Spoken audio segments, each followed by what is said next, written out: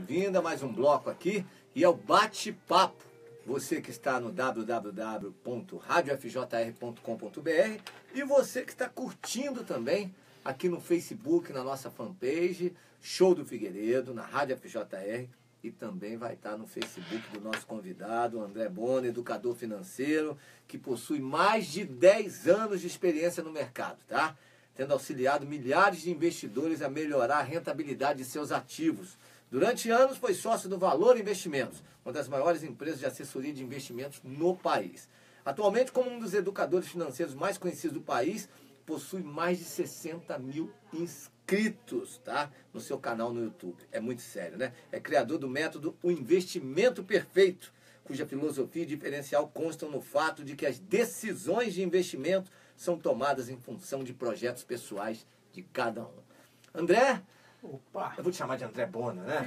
Chama do que você André quiser. é o cara, seja bem-vindo. Você tá com moral, olha o telefone tocando. Só entrar no ar já começa, tá vendo? É a rádio, André, né, que dá isso aí. em momentos como esse que o Brasil enfrenta, que a gente está acompanhando de tudo que acontece, mesmo assim, você vê o país crescendo um pouquinho na área financeira, a gente fica numa situação que você fica até assustado. Roseli, entra aqui, coloca aqui que nós estamos ao vivo, não tem problema não. Roseli acabou de fazer o programa, tá dodói. Não tem problema cair não. Caiu a Roseli. Tá bem? Ficou inteira? O programa hoje foi bom, né? Também tava bom o programa, muito bom, Roseli. Obrigada, hein? Depois eu acesso aqui, só para ter esse negócio chique aqui, para você ver as notícias, beleza, né? claro. É bom, né? iPad, não, esse aqui é iPad mesmo? Eu pedi, ele pediu, ele veio. Mas, André, em momentos como esse que você vê também uma turbulência política, cara fazendo operações 2 dias antes de ir embora do Brasil para ganhar dinheiro, mas mesmo assim tem que ter um educador financeiro para dar o caminho, a forma mais correta de você não falir, não perder seu dinheiro, investir, crescer.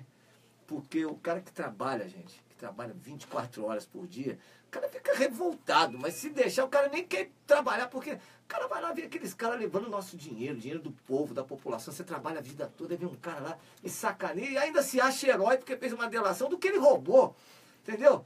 E eu tava até brincando, pô, o deputado lá que, olha, sumiram 35 mil da bala que ele roubou. Então, foi ele mesmo, se bobear, não estou acusando, mas vai saber, o cara já tinha levado 500, alguém pegou 35 mil. Ele roubou a si mesmo e nem se deu conta. Nem sabe, não sabia que a mala estava com ele. Gente, é vergonha. Hoje o Brasil deve ter novidades, o país deve ter. Mas na tua área, é muito interessante. O trabalho que você está fazendo é um trabalho que vai crescer mais ainda nos próximos 10 anos, André. Sem dúvida. E o que é o Blog de Valor? Foi criado em 2011. Fala pra gente um pouquinho, que daqui a pouco você vai começar a dar aula pro pessoal aqui, quem está em casa. Eu quero que esse bate-papo cresça. Você tem um investimento, quer uma orientação? Tá aqui o André, gente.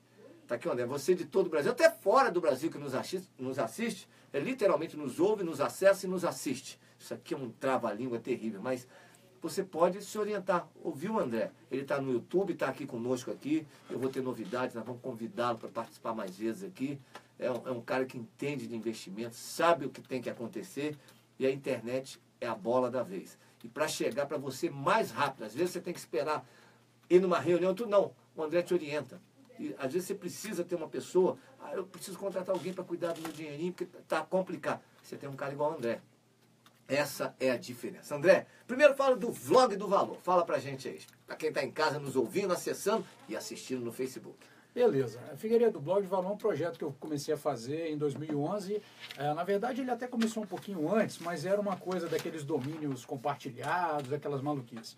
A ideia foi a seguinte, eu dava cursos de investimentos no mercado financeiro já para turmas presenciais, né? Você já dava esses cursos para as já os cursos de bolsa de valores, finanças pessoais, esse tipo de curso, de investimentos de uma forma geral. E aí eu senti, sabe-se lá por quê, a necessidade de continuar um relacionamento com aqueles alunos que eu encontrava presencialmente ali, né? Para não acabar o contato ali direto no final de um curso.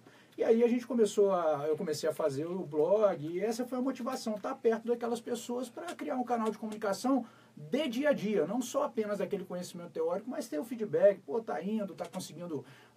Deixa eu fazer uma coisinha aqui. Você tá se vendo, você que tá em casa aí, não tem, mas eu tô vendo aqui, ó. Dá pra baixar um pouquinho o microfone dele? Porque você tá ficando escondido. Cuidado pra não cair. Se cair, você levanta. Acho que agora foi. Me ajuda aí. Olha lá. Quer ver? Olha lá. Você tá sumindo seu cavanhaque e tudo.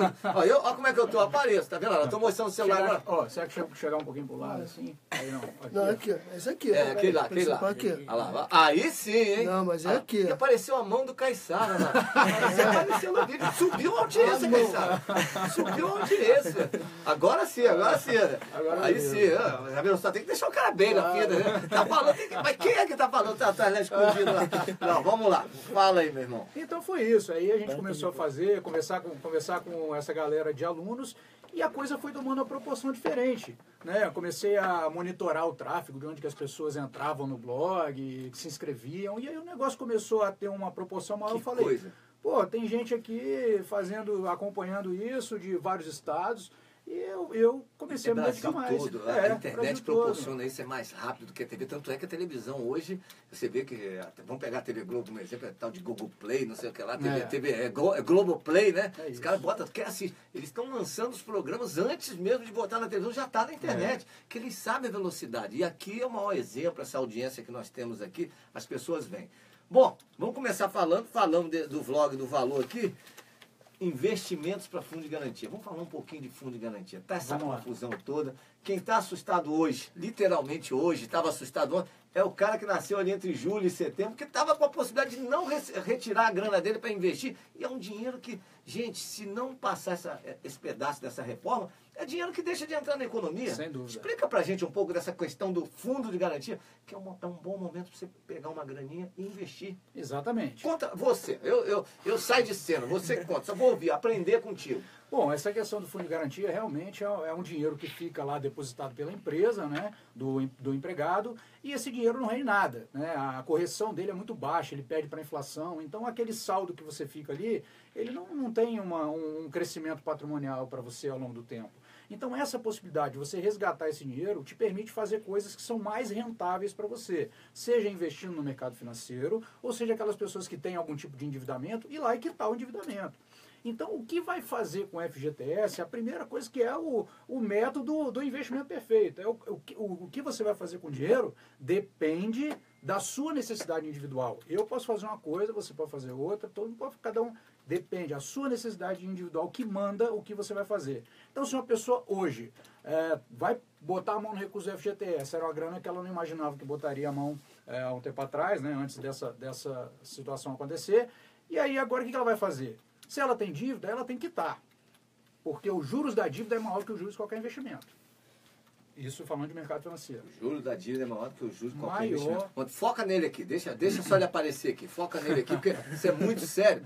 As pessoas querem te ouvir, não me ver, querem te ver. Aí deixa só ele aparecendo, tá, Bito? Tá de boa. Tá bom, o Matheus está aqui com a gente aqui. Vai lá, agora você está falando direto aí. Beleza. E por que os juros da dívida sempre é maior do que o juros do investimento?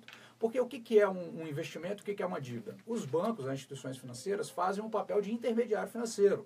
Ou seja, você tem uma galera que junta dinheiro e você tem uma galera que precisa de dinheiro. Então o que o banco faz? Ele capta o dinheiro daquelas pessoas que estão com o dinheiro sobrando e empresta para aquelas que estão com necessidade de tomar esse crédito. Então ele ganha pela diferença de juros. Então ele não pode pagar no investimento mais do que ele vai emprestar.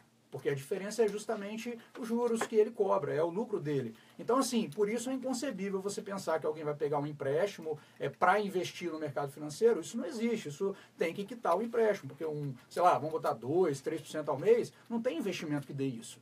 Então, se você tem um endividamento, pegou o FGTS, a primeira coisa que você tem que fazer é ir lá nas suas dívidas e matar de uma vez, que é um rendimento maior do que se você investir. Então você diminui a sua exposição à dívida, esse tipo de coisa. Por isso que essa é a primeira etapa para quem tem dívida. Tem dívida, saiu a grana do FGTS, vai pagar o que dá para pagar de dívida. E o interessante de pagar a dívida, Figueiredo, é o seguinte, porque pagar a dívida significa ganhar um aumento de salário. Sabe por quê? Pagar dívida significa ganhar um aumento de salário. Claro! Imagina que a pessoa tem a remuneração dela e tem lá uma parcela mensal de um crédito, alguma coisa de R$300. Aquilo consome R$300 do salário dela. Agora, se ela, por acaso, se ela quita esse empréstimo, é como se ela estivesse ganhando aquele espaço no orçamento e tivesse um ganho real do dinheiro, né, no orçamento dela. Então, por isso é um ganho de salário. Então, pagar dívidas é sempre uma coisa boa, que libera espaço no seu orçamento. Entendeu? Aqui, eu tô botando aqui, tá aparecendo você de novo aqui. É pra me tirar, não pra me colocar. Não. Tô aparecendo a metade aqui. Vai lá, coloca só ele aqui. Aí que dá uma força aqui pra ficar bonito aqui.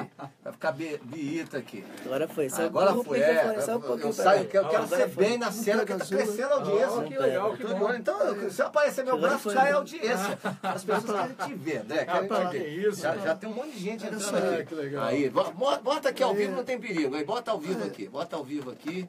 Bota ao vivo aqui, aí. Tira o Figueiredo. Tira o Figueiredo. Kaique ajuda a gente aqui, Kaique. Não, beleza. Sei lá, deixa o Mateusão na boa aí. Vai lá, André, continua, você. Aí dando audiência aí, vai lá. Beleza, então essa é a primeira coisa. Então tenho dívida, quito a dívida, aquele dinheiro que eu pagava de parcela deixa de existir e aquilo vira como se fosse um aumento de salário para mim, vou ter mais qualidade de vida. Ah, André, mas eu não tenho dívida. Eu recebi o FGTS e não tenho dívida. Primeira pergunta que você tem que se fazer é a seguinte: você já tem uma reserva de emergência? Você tem um colchão de segurança? O que é esse colchão de segurança? Quando você se aperta e não tem dinheiro, você vai pegar um empréstimo. Então, se você fizer um colchão de segurança, quando você se apertar, você vai ter de onde tirar. E a diferença desse colchão de segurança para você usar empréstimo é que enquanto você está abastecendo ele está rendendo, ele está aumentando. E isso vai evitar que você pegue um empréstimo no caso de emergência. Então, eu não tenho dívida. Então, tem colchão de segurança? Tem reserva de emergência? Tenho. Não tem. Então, se não tem, vai formar sua reserva de emergência. E uma reserva de emergência tem que ser mais ou menos de 6 a 12 vezes o que você ganha, o que você gasta no mês. Aproximadamente isso, para você ficar bem confortável. Então, é isso que você tem que fazer. Porque se você fizer dessa forma, você vai ter muita tranquilidade na sua vida financeira. E isso vai te facilitar uma série de coisas. Por exemplo, uma das vezes que eu mudei de atuação profissional, há 15 anos atrás, foi por conta de uma reserva financeira.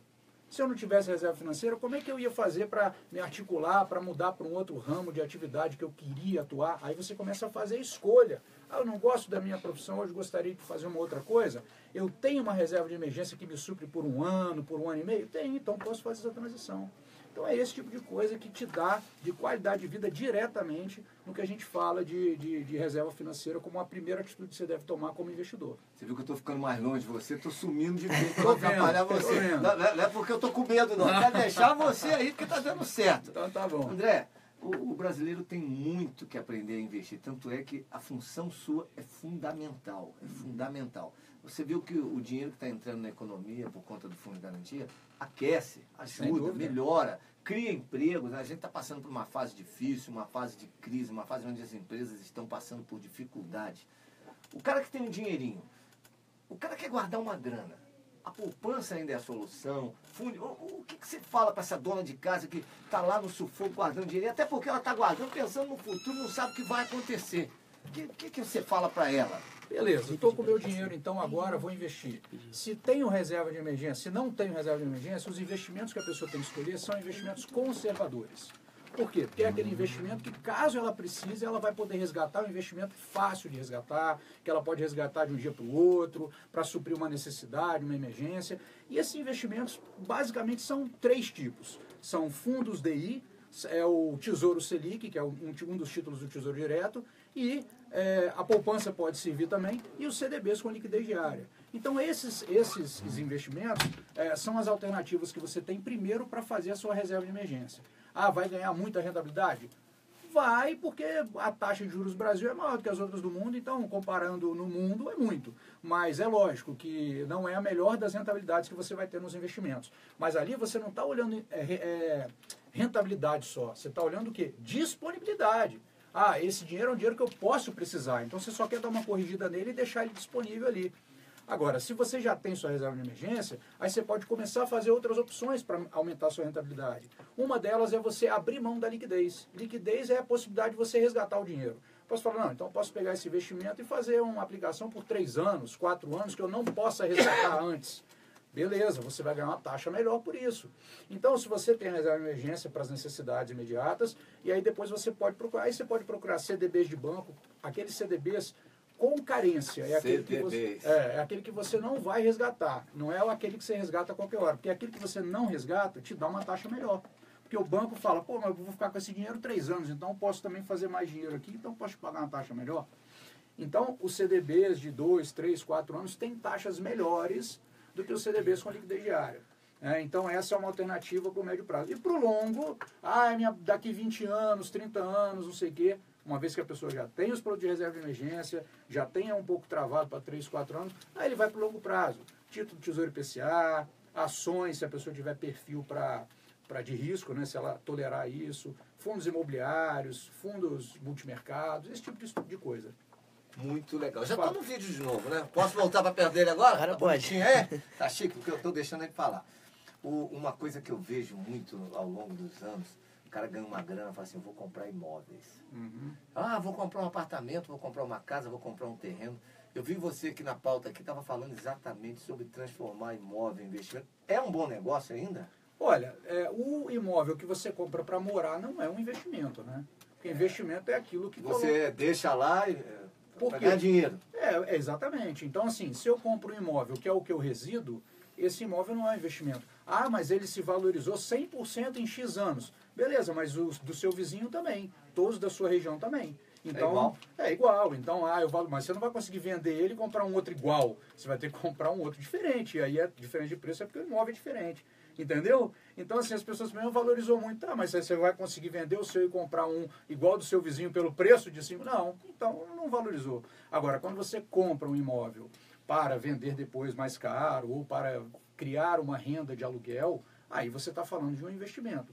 E aí você sempre tem que considerar o imóvel e comparar com os investimentos financeiros mais conservadores para entender se a rentabilidade que você pode extrair dele é compatível. Essa rentabilidade, entenda-se o aluguel, o aluguel. O valor que ele está ganhando, se é igual ao percentual que ele ganha no investimento, no CDB ou coisa parecida. Por quê? Porque se eu posso pegar o dinheiro e ir lá no banco, fazer uma aplicação no Tesouro Direto, uma coisa assim, e ter uma rentabilidade... Pega 1 milhão, você ganha um X. 1 milhão, você vai lá ganhar um X. Para que eu vou comprar um apartamento de 1 milhão para ter manutenção? Para ter manutenção, aí tem um tempo que o cara não aluga, aí tem a inadimplência, fica parado, você paga taxa, e depois tem que fazer imposto. Isso. Então, assim, ele tem que ter uma perspectiva de rentabilidade um pouquinho melhor para valer esse risco adicional. E fora que se você precisar do dinheiro do imóvel com velocidade, como é que você vai fazer?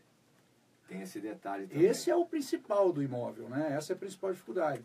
Aí a única coisa que você vai poder fazer, se você quiser, botar na mão o dinheiro, é vender torrando o imóvel. Aí você vai tomar prejuízo. Você torra lá e tomou prejuízo. Então eu acho assim, o imóvel como investimento pode valer aquele cara que tem uma grana e tal, não sei o que, sei lá, de repente isso é 20% ou 30% dos investimentos dele. Ok.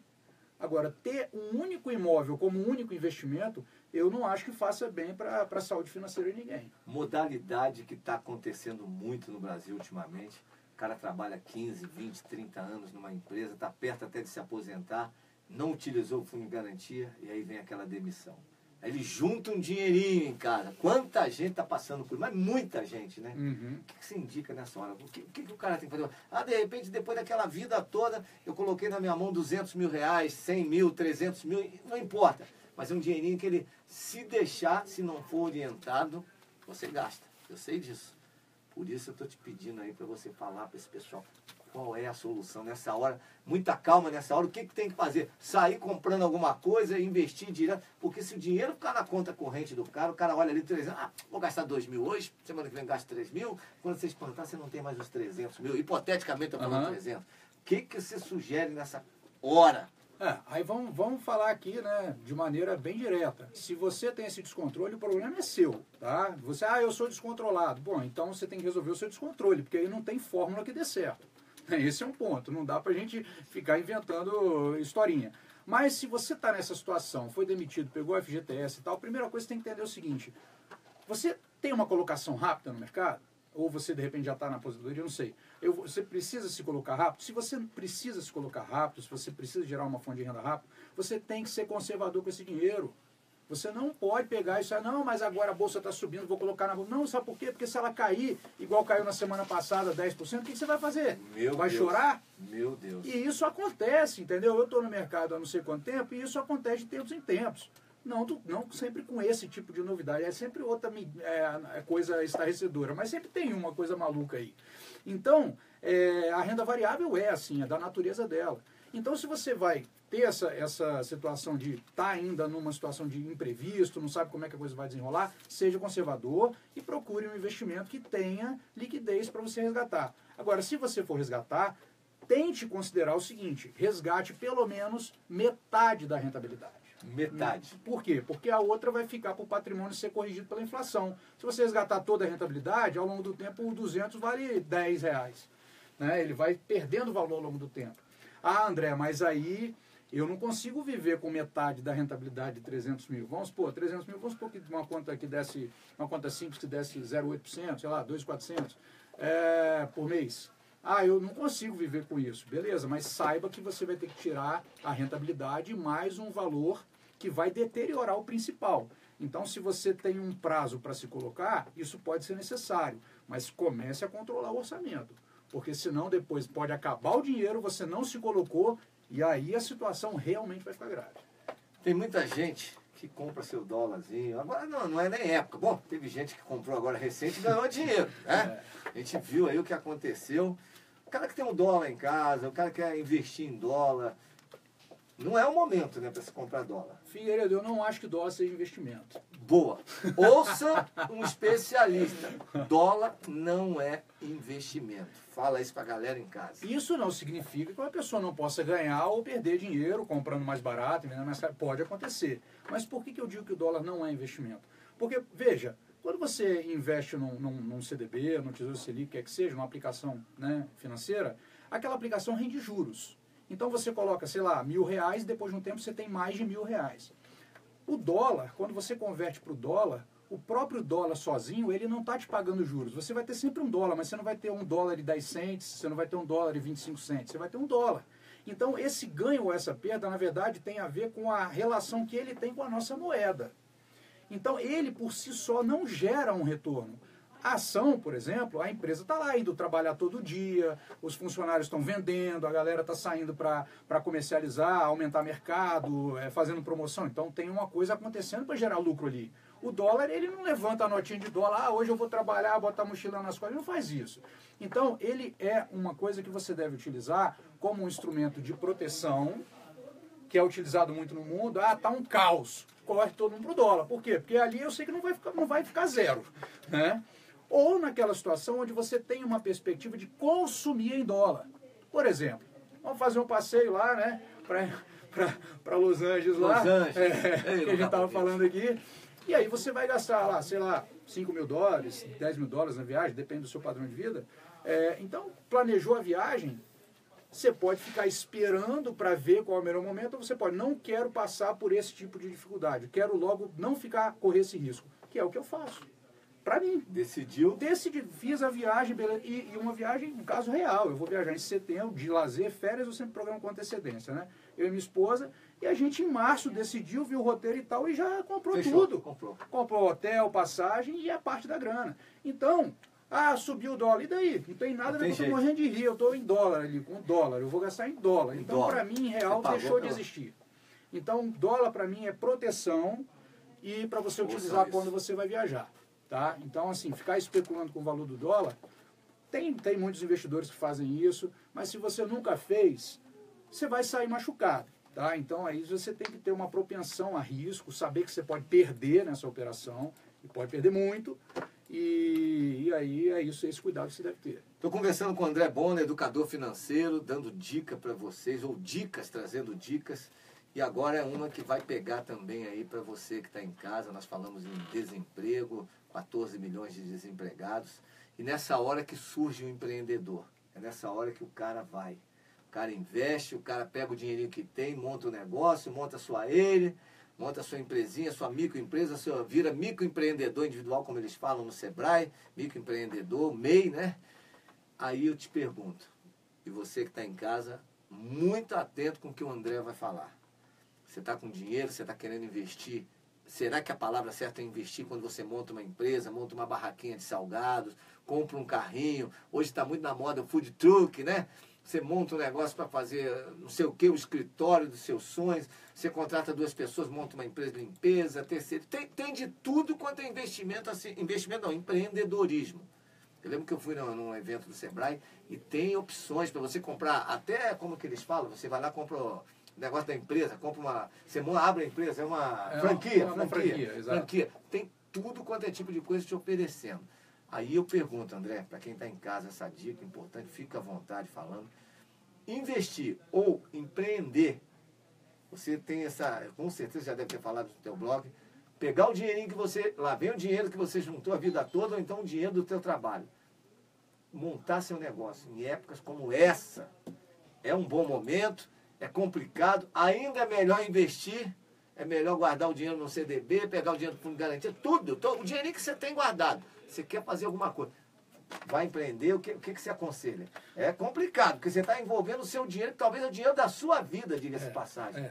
Atenção, você que está em casa, ouça isso aí. Tudo isso é um investimento, lógico, né? Quando você fala investir ou empreender, na verdade, empreender é investir, porém não é investir no mercado financeiro, é investir na economia real, né? É criar postos de trabalho e tudo mais. Bom, quando a gente fala desse assunto aí, que é um assunto sem dúvida muito interessante e até muito apaixonante, porque eu também sou um empreendedor, sou empreendedor, adoro. Bem-vindo. Então, a gente sabe que é um negócio que depois você pega, o mosquito morde e acabou. Você vai viver com isso para sempre, não tem jeito. Então, o que eu acho? Investimentos, de uma forma geral, a possibilidade de lucro, de retorno, ela é diretamente proporcional ao risco que você pretende assumir. Então, se a gente for colocar em uma escala, a gente vai dizer os investimentos, a poupança, rende pouco, também pouquíssimo risco. O tesouro rende um pouquinho mais. Não é que ele tenha mais risco que a poupança, mas você precisa aprender um pouquinho mais. O CDB de banco, os fundos, e você vai subindo até chegar nas ações. A ação é uma empresa gigantesca que tem um monte de executivo preparado.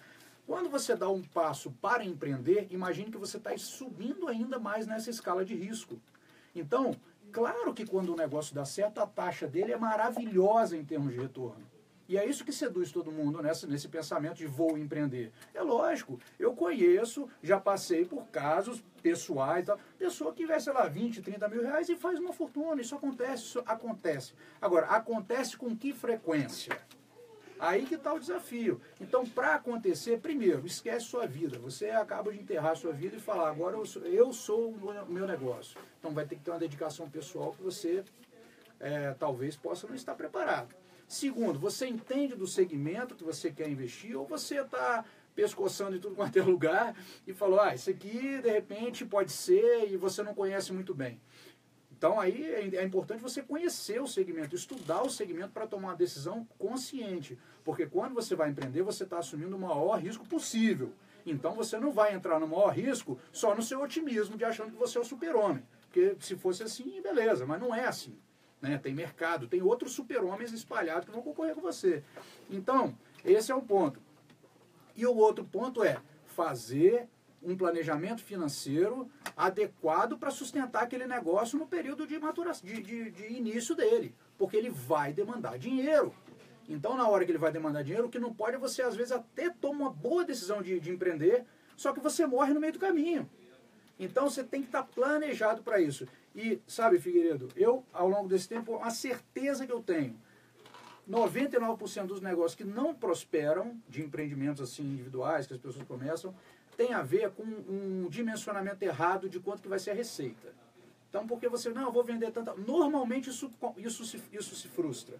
Porque as pessoas não dedicaram um tempo maior àquilo ou foram muito otimistas nessa projeção. E aí o dinheiro começa a ser demandado. Pô, preciso de mais, preciso pagar funcionário, preciso pagar internet, preciso pagar aluguel.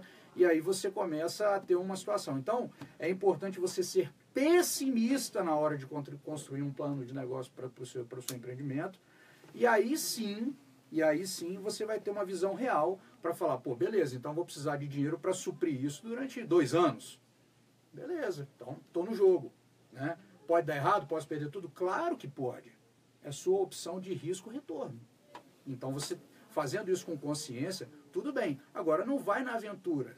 Porque ninguém vira empresário na aventura, isso não existe. Achar que vai ganhar dinheiro na primeira semana, no primeiro dia. Não vai. É complicado, tem que investir, tem que gastar, não tem jeito. Quiçá no primeiro negócio.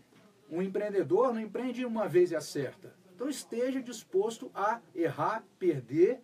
E não é que esse perder é o oposto de vencer, mas ele faz parte do vencer. Aprendizado. É o aprendizado. Porque Você senão, aprendizado para poder rola. amadurecer. É isso. A gente enfrenta isso aqui na rádio. No nosso grupo a gente está passando por esse aprendizado que não é fácil.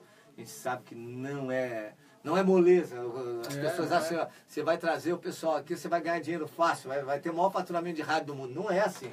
Você tem que conquistar, tem que ter todo um processo trabalhando para pagar o Posso falar só uma coisinha Fica, sobre não, isso aí? fica, ainda vamos fazer mais um bloco. Se tiver um tempinho, a gente vamos chama nessa. a música, faz mais um bloco, dando uma repaginada em tudo que você falou para nossa audiência. Beleza. Tem uma historinha aí, né? Conte essa história, que eu me identifico muito, que eu sempre uso, eu adoro Fórmula 1. Eu não lembro o dia que eu comecei a gostar. Eu sempre gostei, eu nasci gostando, né? E na minha época o piloto era o Nelson Piquet, era o Nelson cara Piquet, que 81, 82, 83, Brabham, exatamente. E quando eu fui ver a história dele, a história de sucesso dele, num dado momento, nos documentários de Fórmula 1 que tem aí na internet e tal, ele foi para a Europa e ele não tinha uma estrutura, uma mega estrutura por trás. Então os depoimentos das pessoas próximas falavam assim, o Piquet tinha um ônibus, ou um micro-ônibus, uma Kombi, sei lá, ele colocava o carro lá dentro e ia participar dos circuitos, ele dirigia, fazia mecânica e tal. Ele mesmo. Sim. Ele mesmo. E o pessoal falava o seguinte, que ficava em volta dele, o Piquet era assim, se ele ganhasse um prêmio, ele continuava comendo sanduíche, mas ele comprava as peças novas para o carro porque ia dar maior desempenho. Então, sem empreender é isso. Sem empreender é você saber que você vai abrir mão do curto prazo, para poder colocar as peças no lugar, calibrar motor, porque é isso que vai levar para frente. Né? Então, não adianta. Minha filha fala muito isso, ela fala, pai, não é ganhar dinheiro, a gente deixar de comer às vezes, deixar de comer para empreender. É isso. A Natália fala isso pra gente. Isso é fato. Pai, às vezes você vai na empolgação, não, mas às vezes você tem que deixar de comer, mas não pode deixar de pagar os compromissos, acreditar no que você está fazendo, investir no que você está fazendo. E às vezes foi o que o Piquet falou. Você que está em casa, aprende com isso. Ele deixou de comer, às vezes não comprou uma calça, uma roupa, para comprar a peça do carro. Para melhorar o desempenho, porque ele sabia que olha o que deu depois. Olha o que deu depois. Exatamente. Ele investiu no que ele acreditava, né? E empreender é você querer servir. Servir, você tem que querer servir bem as pessoas. Aqui nós estamos servindo as pessoas que estão ouvindo essa informação. Com certeza, muita gente aqui. Exatamente. Então é isso, o ato de servir tem a ver com empreender. Se você não gosta de servir as pessoas, não empreenda. Nós vamos fazer o próximo bloco, nós vamos dar uma paradinha agora, vamos tocar duas músicas. Você gosta de ouvir o quê?